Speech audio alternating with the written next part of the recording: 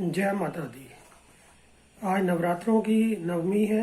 नवमी की सब लोग पूजा कर रहे हैं।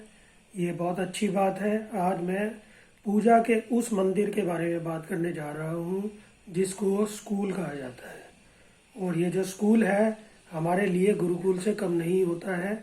वो अलग बात है कि आजकल के जो बच्चे हैं स्कूल को गुरुकुल की दृष्टि से नहीं देखते हैं।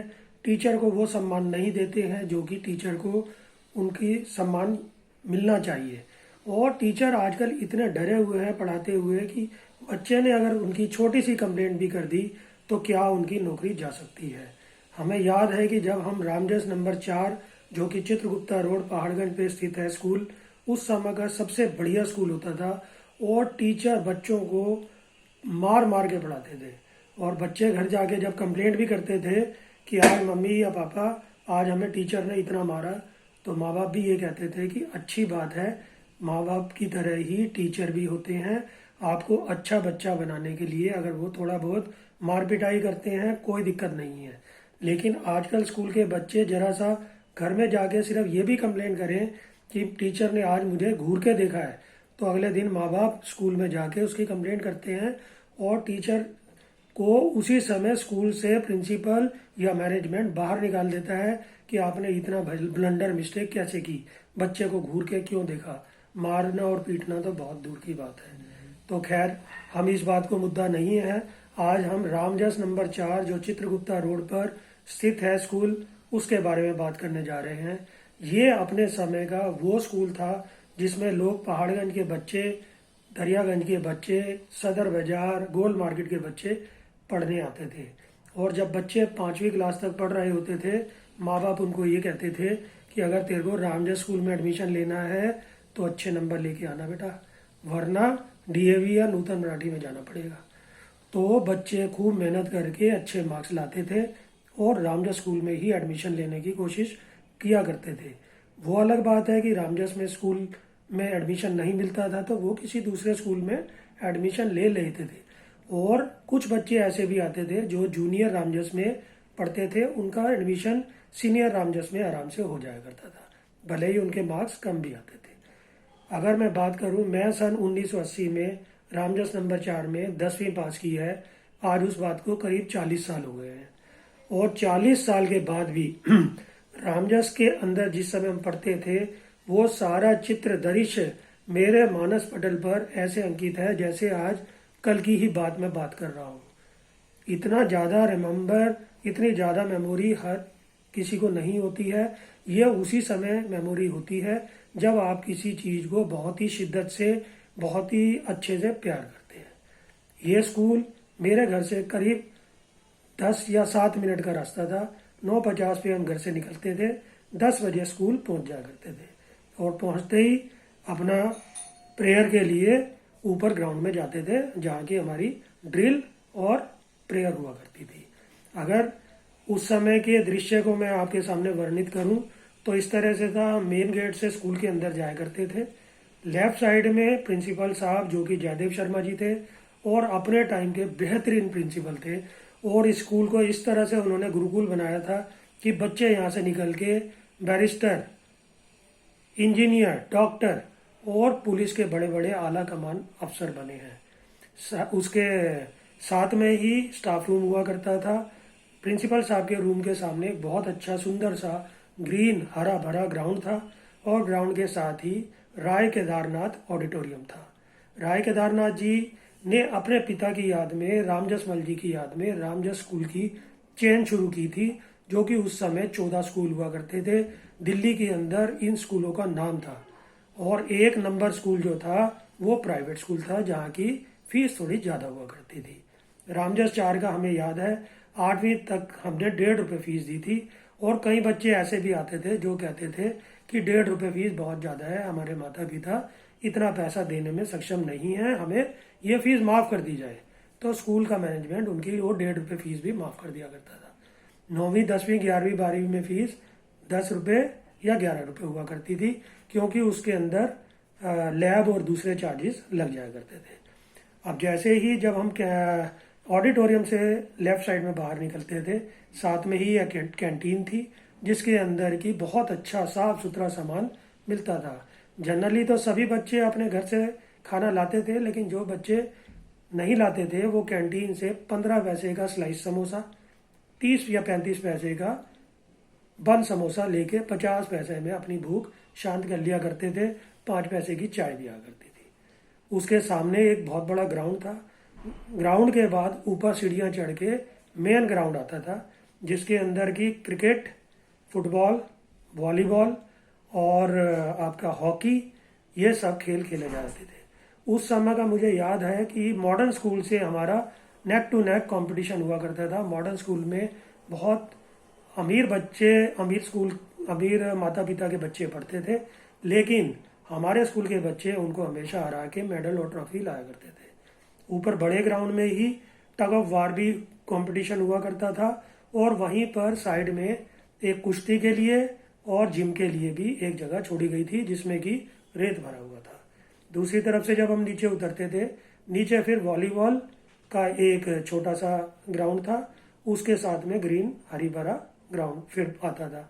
लेफ्ट साइड में लाइब्रेरी थी, और अगर सीधा जाके राइट साइड में देखते थे, पानी का एक बहुत बड़ा हमारा टंकी थी, और वहाँ पर सब बच्चे पानी पिया करते थे।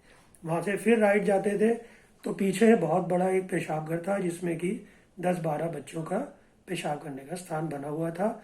उसी के साथ में साइकिल पार्किंग थी, और वहीं से जब बाहर निकलते थे एक दूसरा गेट है, जहाँ से कि गेट से कई बार बच्चे अपने घर वापस जाया करते थे। तो अब इतना बड़ा स्कूल जो कि 12-15 एकड़ में बना हुआ था, उस स्कूल की इतनी जर्जर अवस्था कैसे हो गई? ऐसा नहीं है कि वहाँ के टीचर लोग अच्छा नहीं पढ़ाते। आज भी वहाँ के टीचरों की ऐसी बात है जो कि अपने बच्चों की तरह टीचर स्टूडेंट्स को केटर करते हैं और उनको पढ़ाते हैं।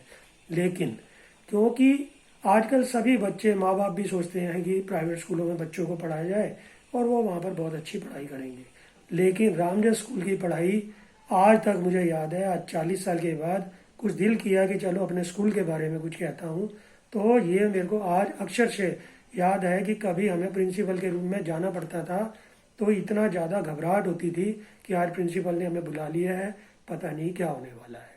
और स्कूल में इतना अनुशासन कभी हमने किसी स्कूल में नहीं देखा जितना जयदेव जी के समय काल में स्कूल में अनुशासन रहा।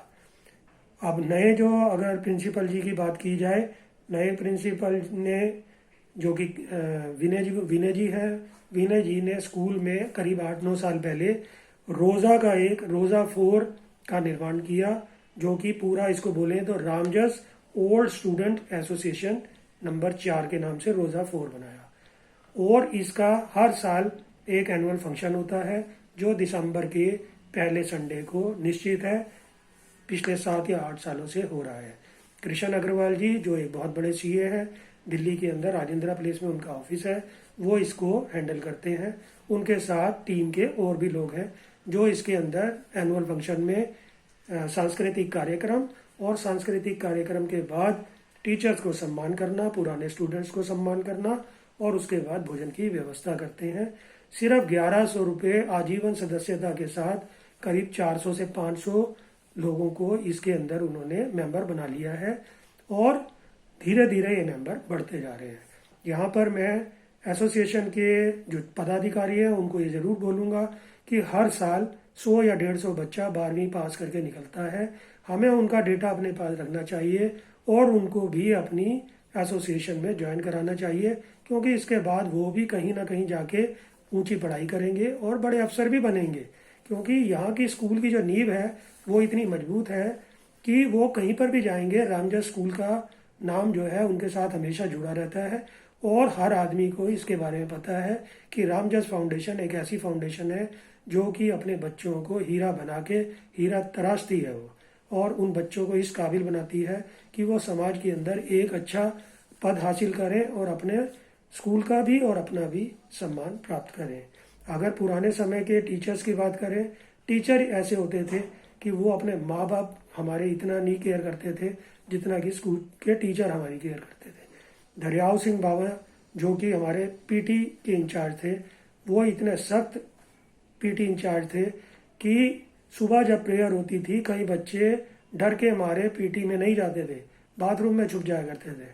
वो बाथरूम से जाके उनको निकाल के लाया करते थे। और उनका एक ही असूल था कि सिर के बाल मूंछों के बाल जितने होने चाहिए, आधा इंच से बड़े बाल नहीं होने चाहिए। लेकिन बच्चे हीरो बनते थे और वो कोई ना कोई बहाना लेके मेरे भाई की शादी है या हमारे फंक्शन है, इसके बाद में बाल कटवा लूँगा। लेकिन बाबा जी इतने सख्त थे, बाहर घोड़े की नाल ठोकने वाले बैठे होते थे, उनकी मशीन से उनके बालों को कटवा दिया करते थे। कई बच्चे बदमाशी करके स्कूल से भाग जाया करते थे, पिक्चर देखते थे, वो पिक्चर के थिएटर में जाके पिक्चर रुकवा दिया करते थे और बच्चों को स्कूल में ला के मुर्गा बनाते थे। जो बच्चे लेट आते थे उनको पीटी के दौरान मुर्गा बनाया जाता था और उनकी पिटाई भी की जाती थी। और जो उसके बाद पीटी के बाद आते थे उनको प्रिंसिपल रूम के सामने धूप के अंदर, कड़ी धूप के अंदर मुर्गा बनाया जाता था। लेकिन कभी किसी माँ बाप ने या बच्चे ने ऐसा एतराज नहीं किया कि हमें ऐसा क्यों किया। लोग इसको अच्छा मानते थे कि हमने गलती की है, हमें सज़ा मिलनी चाहिए, और वो सज़ा उनको मिलती थी। बाद में दरियाव सिंह जी भी आए जो कि पीटी के इंचार्ज बने। वो आज भी एनुअल फंक्शन में आया करते हैं और बहुत ही सम्मान योग्य उनके लोग चरण छूते हैं और वो उनको अपना आशीर्वाद भी देते हैं। संस्कृत के गुरुजी भी हर साल दर्शन देते हैं। उनके पैर छूने में ऐसा लगता है जैसे किसी भगवान के पैर छू रहे हैं, क्योंकि उनका रुतबा ही ऐसा है। उन्होंने हमें ऐसी शिक्षा दी जो आज भी हम अपना दुनिया में जो भी काम कर रहे हैं सम्मान की दृष्टि से हमें देखा जाता है। कृष्ण कुमार कोहली जी इंग्लिश और इलेक्ट्रिकल पढ़ाते थे, काफ़ी सख्त टीचर थे। शीशे का डंडा उनका मेरे को आज भी याद है, उल्टा हाथ करके हड्डियों पे शीशे के डंडे को मारते थे, चीखें निकल जाती थी। लेकिन उनकी पढ़ाई हुई इंग्लिश आज भी हमें याद है। इलेक्ट्रिकल के वो इंचार्ज थे, ऐसी ऐसी चीज़ें बनाना सिखाते थे जो कि उस समय किसी को आती नहीं थी और वो उनको शिक्षा देते थे। एस राठी जी, टी.एस. राठी जी दोनों बेशक जाट समुदाय से थे, लेकिन टी.एस. राठी जी बहुत ही अच्छे आदमी थे, हिंदी पढ़ाते थे और कविता रस इतना बढ़िया कराते थे कि बस आज भी हमें उनकी याद आती है। एस राठी जी अभी भी आते हैं एनुअल फंक्शन में, सारे बाल उनके पहले की तरह ही सफ़ेद है, लेकिन शरीर आज भी ऐसा लगता है जैसे अभी शायद दौड़ के आए हों। क्वात्रा जी थे, बाली जी थे, लैब के इंचार्ज आनंद जी थे, हिस्ट्री के टीचर नंदकिशोर जी थे और एस राणा जी जो कि साइंस पढ़ाते थे, मुझे आज भी याद है और वो एनुअल फंक्शन में आते हैं। अगर स्पोर्ट्स की बात करें तो सुधीर बेरी का नाम शायद सभी बच्चों को अच्छी तरह से याद है, जो कि हमारा स्विमिंग का वो प्लेयर था और उस समय स्विमिंग का दिल्ली में शायद वो अमिताभ बच्चन से आप उसकी तुलना कर सकते हो। अभी भी वो बसंत लेन पर ही रहते हैं और अपना जो भी व्यवसाय करते हैं, लेकिन साल के साल अपना एनुअल फंक्शन में जरूर आते हैं।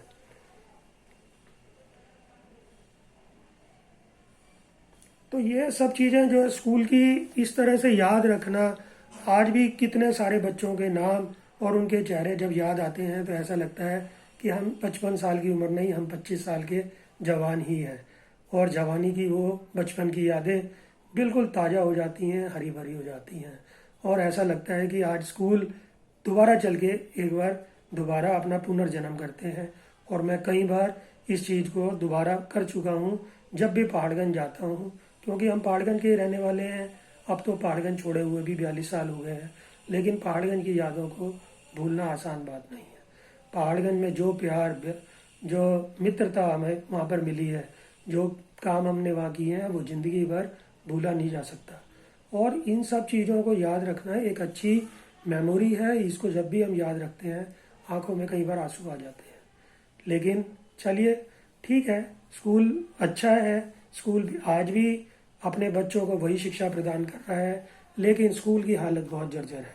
स्कूल के लिए हमें कुछ ना कुछ ज़रूर करना चाहिए और कुछ बच्चे आगे आके स्कूल के लिए डोनेशन या फंड्स इकट्ठा कर भी रहे हैं, जिससे कि स्कूल की छोटी मोटी जो दुश्वारियां हैं, जो कि कमियां हैं, कई बार वाइट बोर्ड नहीं होते या कई बार स्टाफ रूम में पेशाब घर की व्यवस्था नहीं थी, तो वो कुछ बच्चों ने मिलके दान से, चंदे से या कलेक्शन करके उन चीज़ों को संवरवाया है और उनको अच्छा रूप दे दिया है।